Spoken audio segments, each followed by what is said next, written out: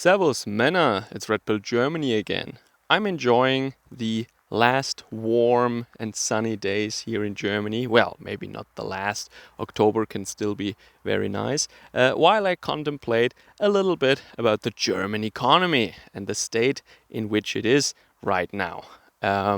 During this little walk, I will comment on our Minister for the Economy, Mr. Habeck, and I will also tell you what his recent comments and answers were to when he was confronted with the question of mass collapse of the German manufacturing sector and mass unemployment due to high electricity and gas prices.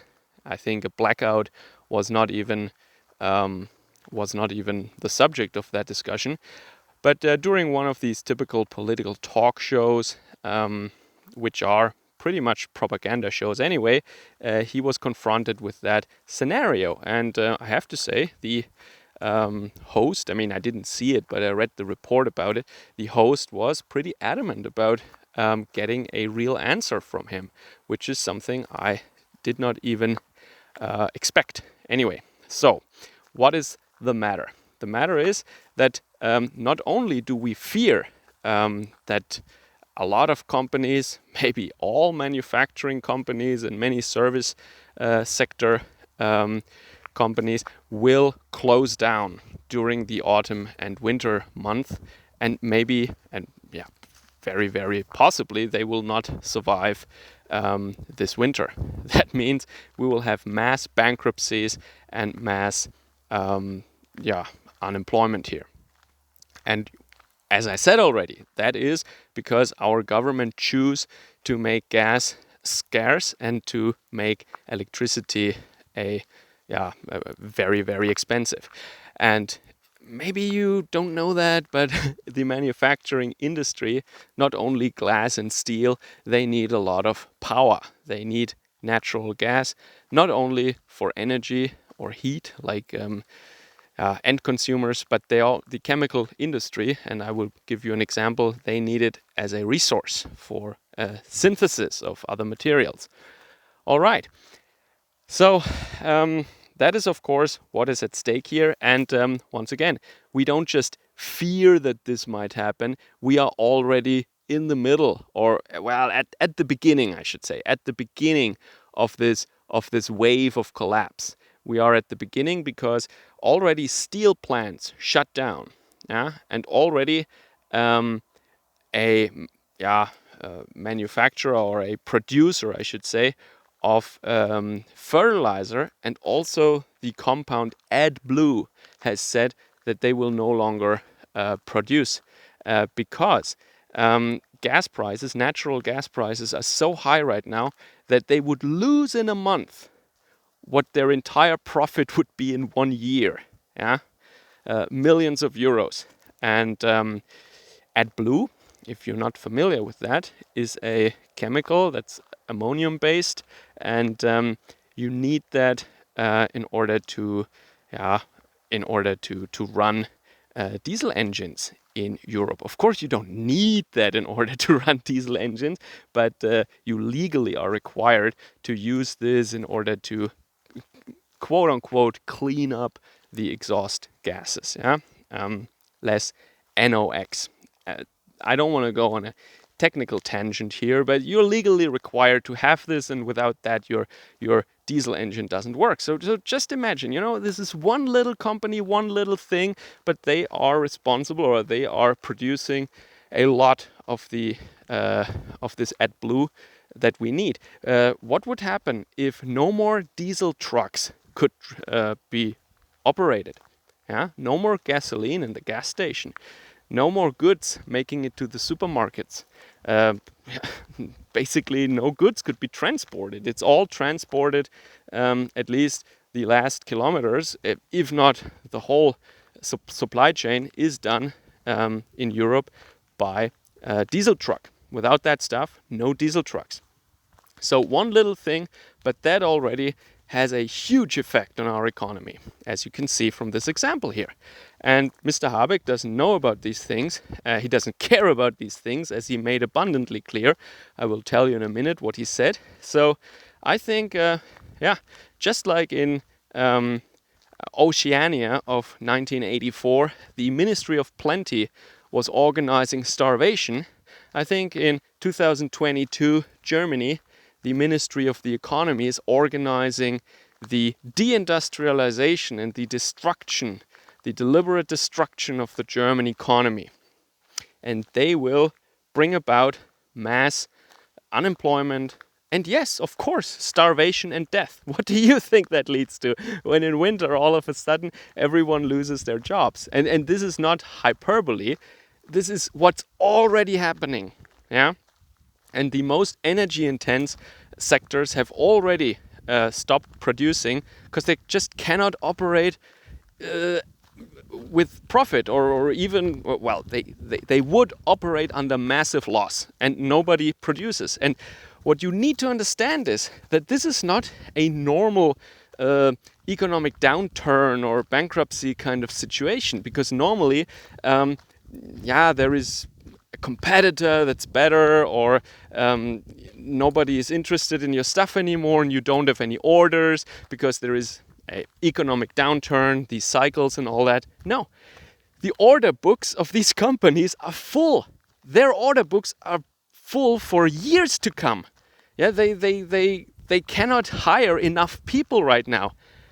But they also can't afford their energy bill, and that's why they shut down. So this is entirely new, I think. I'm not aware that such a situation has ever existed where a company with full order books shuts down because of high energy prices. I'm not aware of that. Maybe that happened in the 70s with the oil price shock or something like that.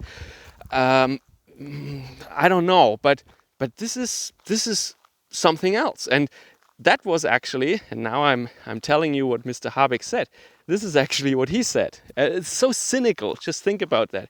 You know, the interviewer asked about, so he's the Minister of the Economy. What is he trying to do now?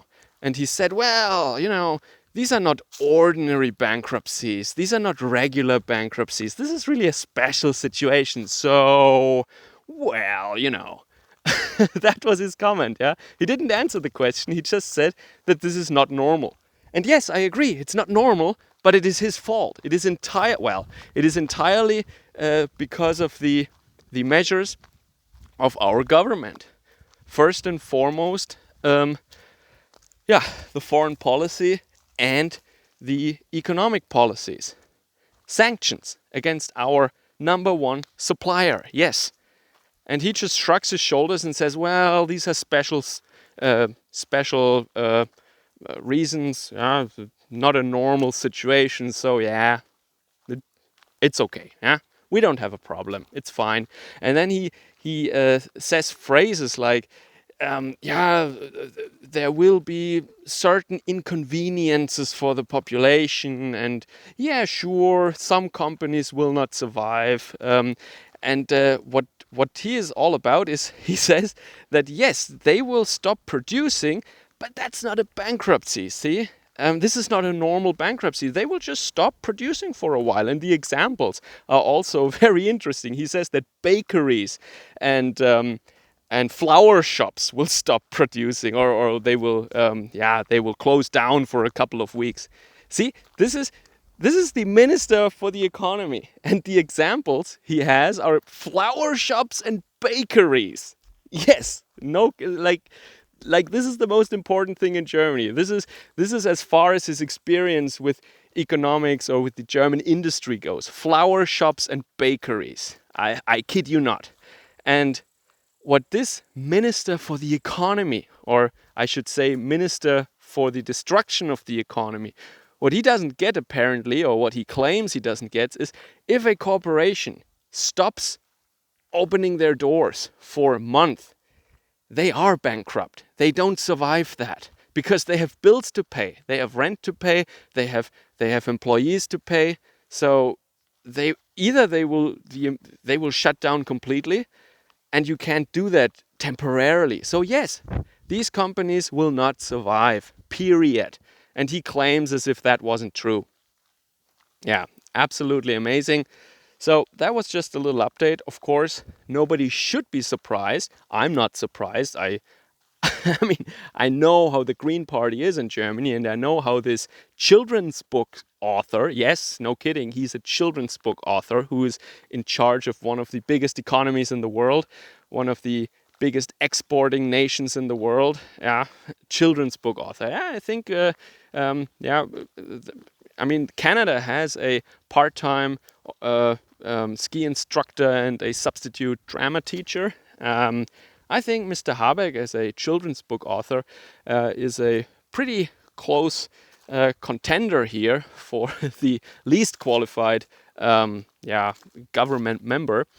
Anyway, so of course I'm not surprised, but now at least, and this is my last comment for today, now some normies are actually waking up. And I know it's embarrassing that in the middle of, during the year 2022, you wake up in Germany, but all these other things that they did so far, like 2015, the enrichment with irregular travelers and all that stuff, if you are living in an affluent community and you're not using public transport, and certain people, and these are just like me actually, that would be the main target demographic of these of the FDP or the Green Party or even the Social Democrats, these well-off people or retired people, and public servants and so on, who can easily afford to push all these things away in their consciousness. They're not thinking about it,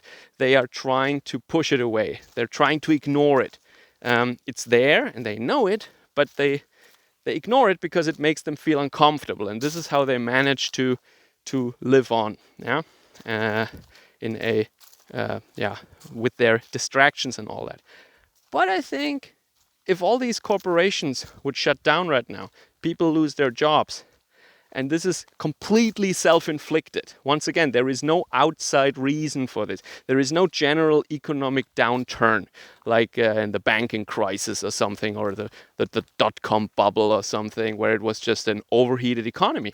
Right now, it's completely homemade. We decided that we will not have any energy anymore for an industrialized export nation. Yeah.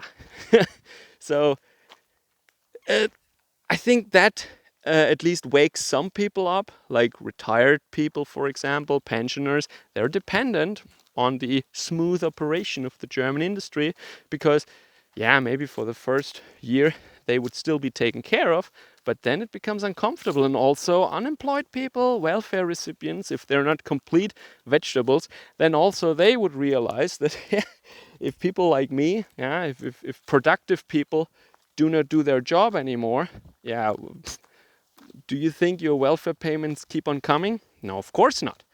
And of course, pretty much goes without saying that people who are employed in the industry, they are noticing, of course, what's going on now. But we just had a recent election last year. It's another 3 years before we have new elections. So what do? And this is a pattern, of course, in Germany, but I don't want to go on the next tangent right now. That is what I had to say. This is what happened, and now you have a little bit of an impression of how our dear Minister for the Economy handles things around here, and what his qualifications are, and what his understanding of the industry and of the economy is. And with that, I want to say, see you next time, or hear you next time. Servus, Kameraden.